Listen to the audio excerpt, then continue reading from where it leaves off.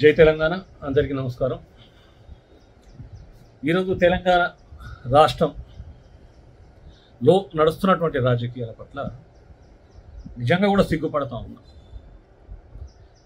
ఎందుకు సిగ్గుపడుతున్నామంటే తెలంగాణ రాష్ట్ర ఏర్పాటు కొరకు ఆ రోజు కేసీఆర్ గారి పిలుపునందుకొని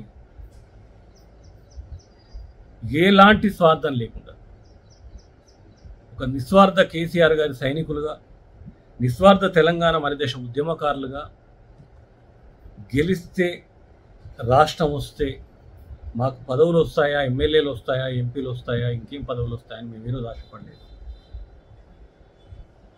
మాకున్నటువంటి ఎజెండాల్లో కేసీఆర్ గారి నాయకత్వంలో తెలంగాణ రాష్ట్రం ఏర్పడుతుంది, ఎవరు నమ్మినా నమ్మకపోయినా ఉద్యమకారులుగా మేము నమ్మినాం। ఎంతోమందికి సవలక్ష అనుమానాలున్నా అసలు సాధ్యమేనా అని అందరు అన్నప్పటికీ మాకున్న ఏకైక నమ్మకం కేసీఆర్ గారు మాత్రమే। వారి మీద భరోసాతో మాత్రమే సాధ్యమేనా అని ప్రశ్నించుకుంటే సాధ్యమయ్యేటువంటి పరిస్థితులు ఇక్కడ కనబడకపోయేటి మాకు। కానీ కేసీఆర్ గారి కోణంలో కేసీఆర్ గారి నాయకత్వ పటిమను చూస్తే మాత్రం సాధ్యపడుతుంది కేసీఆర్ గారితో అనే ఒకే ఒక నమ్మకం మాకు। కేసీఆర్ గారి నమ్మకంతో మాత్రమే తెలంగాణ ఏర్పాటుకు ఎన్ని అడ్డంకులు సృష్టిస్తున్నారు, ఎన్ని ఇబ్బందులకు గురి చేస్తున్నారు, ఎన్ని ప్రలోభాలకు గురి చేస్తూ ఉన్నారు, ఎంత ఉద్యమాన్ని అణచివేసుకుంటూ బలపడ్డ ఉద్యమాన్ని నిర్వీర్యం చేస్తున్నారు, ఇవన్నీ చూసే మాకు అయినా సరే కేసీఆర్ గారి నాయకత్వంలో తెలంగాణ వస్తుంది అనే ఒక భరోసాతోటే పనిచేసినాం। కానీ మాకు ఏం పదవులు వస్తాయి, మేమేం బాగుపడతాం, తెలంగాణ వస్తే తెలంగాణ రాష్ట్ర సమితి ఇప్పుడు ఉన్నటువంటి భారత రాష్ట్ర సమితి మాకేం పదవులు ఇస్తుందని చెప్పి మేము ఈరోజు ఆశించలేదు।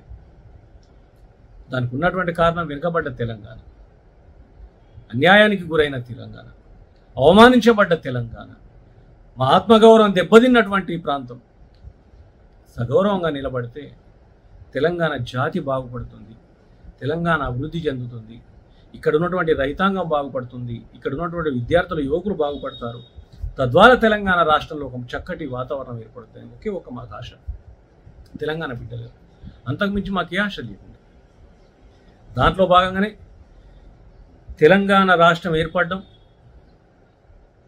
బీఆర్ఎస్ పార్టీ అధికారాన్ని చేపట్టిన తర్వాత ఈరోజు పోతున్నటువంటి ఏ నాయకుడు కూడా ఆ రోజు ఉద్యమంలో పనిచేసినోడు కాదు।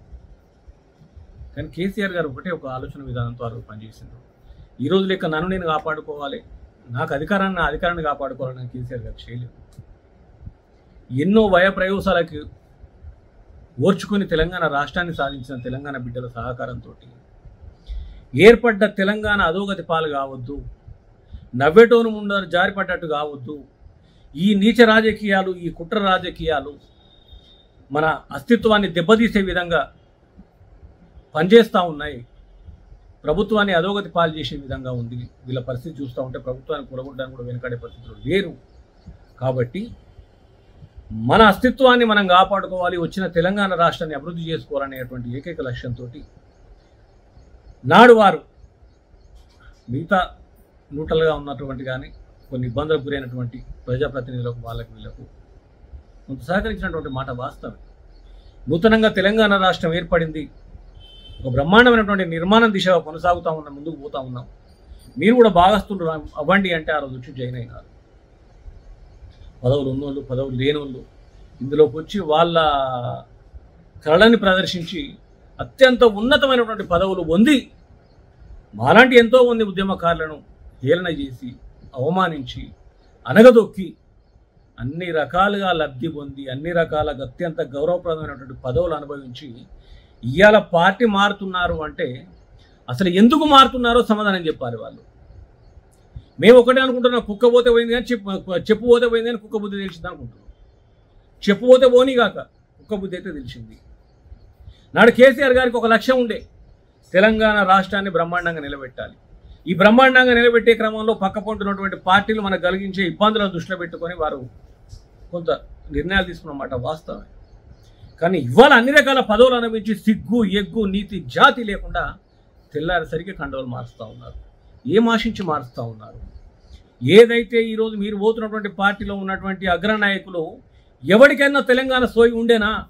ఈ రోజన్నా ఏమైనా తెలంగాణను అభివృద్ధి చేయాలనే సోయి ఉన్నదా? ఈ రోజు కూడా తెలంగాణను ఏర్పాటు చేసినట్టు భారతదేశంలో ఒక గొప్ప నాయకుడిగా పేరు కీర్తి సంపాదించినటువంటి కేసీఆర్ గారిని తిట్టే క్రమంలో ముందున్నాడు తప్పితే మిగతా దేంట్లో కూడా లేడు. అది నచ్చిపోతున్నారా మీరు? అంటే మీకు అవకాశాలు ఇచ్చినటువంటి మీ నాయకుడు కేసీఆర్ గారిని తిడితే ఆ మాటలకు ఆకర్షితులైపోతున్నారా? ఒకసారి ప్రజలకు వివరించాలి. సిగ్గు ఎగ్గు లేనటువంటి మీరు పార్టీలు మారినంత మాత్రాన మాలాంటి ఉద్యమకారులు నికార్సైన బీఆర్ఎస్ పార్టీ కార్యకర్తలు ఎప్పుడు కూడా చెల్లచెదురు గారు చెక్కు చెదరరు. ఖచ్చితంగా నాడు ఉద్యమంలో ఎంత అణిచివేసినా, ఎంత అస్థిరపరిచినా, ఎన్ని కుట్రలు చేసినా తిరిగి మేము నిలదొక్కుని అత్యంత బలంగా లేచి నిలబడ్డాం. రేపటి రాబోయే రోజుల్లో కూడా తెలంగాణ ప్రాంతానికి, తెలంగాణ రాష్ట్రానికి కేసీఆర్ గారి నాయకత్వమే శ్రీరామ రక్ష అని భావించే మేము కేసీఆర్ గారికి ఉన్న ఎజెండాను, కేసీఆర్ గారికి ఉన్నటువంటి కమిట్మెంట్ను, వారికి ఉన్నటువంటి విజన్ను ఫాలో అవుతూ వారితో పాటే పనిచేస్తాము. మీరు పోయినంత మాత్రాన ఏమి ఒరిగింది లేదు, వచ్చిన నష్టమే లేదు. చెప్పు పోతే పోయింది కానీ కుక్క బుద్ధి తెలిసింది అన్నట్టు మీరు ఇక్కడ ఏదైతే కుక్క బిస్కెట్లకు ఆశపడచ్చునో అక్కడ కూడా అదే కుక్క బిస్కెట్లకు ఆశపడిపోతాను తప్ప మీ వల్ల తెలంగాణ ప్రాంతానికో, మీరు ప్రాతినిధ్యం వహిస్తున్నటువంటి ప్రాంతాలకో ఎలాంటి లబ్ధి జరగాలి, అభివృద్ధి జరగాలి, మేలు జరగాలని మాత్రం మీరు పోవట్లేదు. ఇది జగమెరిగిన సత్యం. కేసీఆర్ గారి నాయకత్వం 100కు 100% అత్యంత శక్తివంతంగా మళ్ళీ తెలంగాణలో పుంజుకుంటుంది. ఆ పుంజుకునే క్రమంలో మీరంతా ఎక్కడికక్కడ రాలిపోతారు తప్పితే మీరు లెక్కకు రారు అని తెలియజేస్తూ ఖచ్చితంగా కేసీఆర్ గారి నాయకత్వంలోనే ఉంటాం, అత్యంత బలంగా పనిచేస్తాం. రాబోయే రోజుల్లో ఇంకా బలమైనటువంటి నిర్మాణం కేసీఆర్ గారి నాయకత్వంలో మేము నిర్మాణం చేసుకుంటామని చెప్పి తెలియజేస్తా ఉన్నాం. 100కు 100% నాయకత్వంలో మేము నిర్మాణం చేసుకుంటామని చెప్పి తెలియజేస్తా ఉన్నాం. 100కు 100% ఇదే నాయకత్వాన్ని, ఇదే ఏదైతే గతంలో మేము నడిపినటువంటి కేసీఆర్ గారి నాయకత్వంలో పార్టీని ఎట్లయితే నడుపుకున్నామో ఆ రకంగా నడుపుకుంటామని చెప్పి తెలియజేసుకుంటా ఉన్నాం. మీ కుక్క బుద్ధులకు ఇక్కడ పార్టీ కానీ కార్యకర్తలు కానీ చెల్లు చెదురు గారు అని చెప్పి తెలియజేస్తా ఉన్నాం.